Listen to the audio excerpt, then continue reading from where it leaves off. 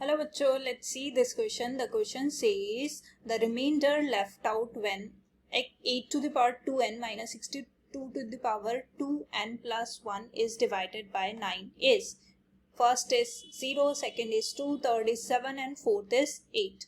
So सबसे पहले देखते हैं इस क्वेश्चन में हम क्या की कॉन्सेप्ट यूज करने वाले हैं और उस की कॉन्सेप्ट को यूज करके हम इस क्वेश्चन को कैसे सॉल्व करेंगे.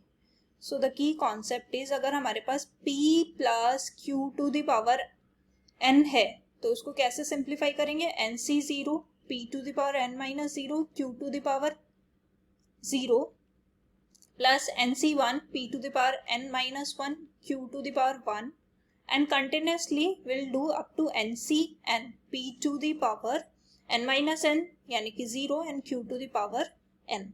तो इसकी कॉन्सेप्ट को यूज करके हम इस क्वेश्चन को कैसे सॉल्व करते हैं वो देखते हैं. तो हमारे पास 8 टू द पावर 2n है minus 6 to the power 2n plus 1 है.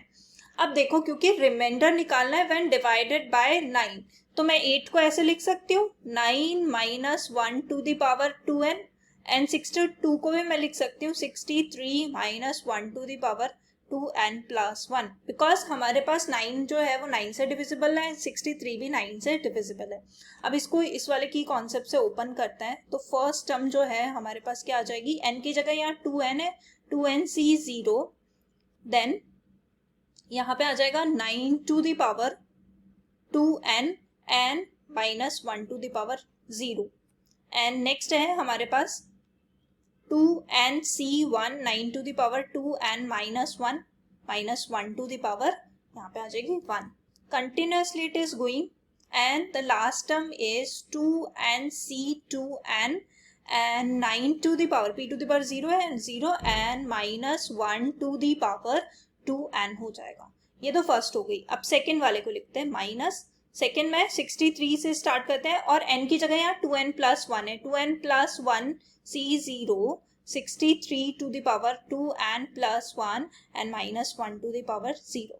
Continuously it is going up and the last term is 2n plus 1 c2n plus 1 and यहाँ पे आ जाएगा हमारे पास 63 to the power 0 and minus 1 to the power यहाँ पे क्या आ जाएगा 2n plus 1. अब देखो क्योंकि हमें रिमाइंडर निकालना है तो फर्स्ट वाली टर्म सारी टर्म्स को ऑब्जर्व करते हैं हम.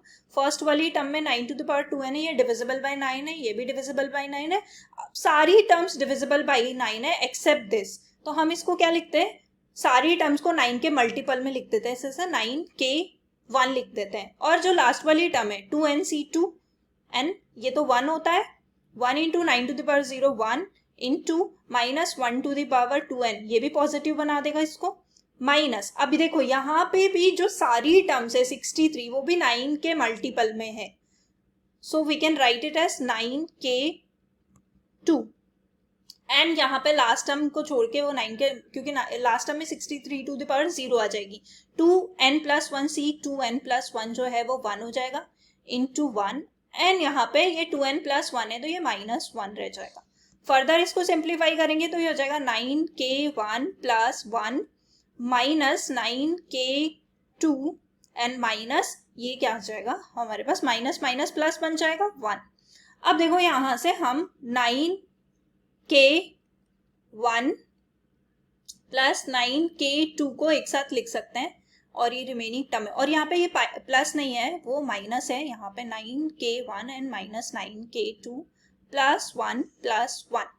तो देखो जो हमारी टर्म थी 8 to the power 2n and next term क्या थी minus 60 to the power 2n plus 1 वो क्या हो गई हमारे पास ये. अगेन इसको सिंप्लीफाई करके 9 कॉमन ले लेंगे k1 माइनस k2 प्लस 2. अब देखो क्योंकि 9 से डिविजिबल निकाल के रिमाइंडर निकालना है तो k1 माइनस k2 को नया लिख देते हैं कोफिशिएंट नया कांस्टेंट लिख देते हैं k हो जाएगा 9k plus 2.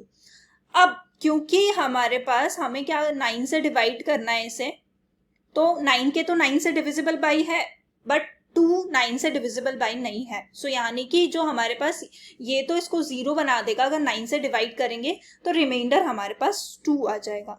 So 2 is the remainder. सो देखते हैं कौन सा ऑप्शन सही है. So the final answer is option second. Hope you understood it well. Best of luck. Thank you.